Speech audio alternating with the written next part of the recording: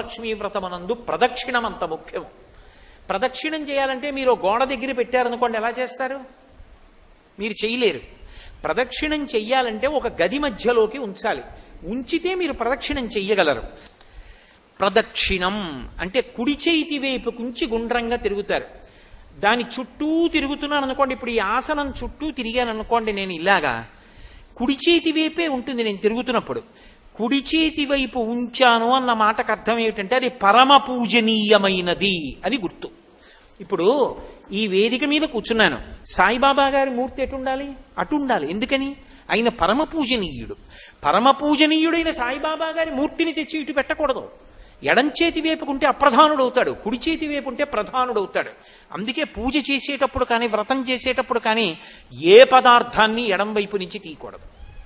మీరు ఎడం చేతి వైపు నుంచి ఏదైనా ముట్టుకుని ఇలా తీశారనుకోండి, దూష్యం అవుతుంది వెంటనే.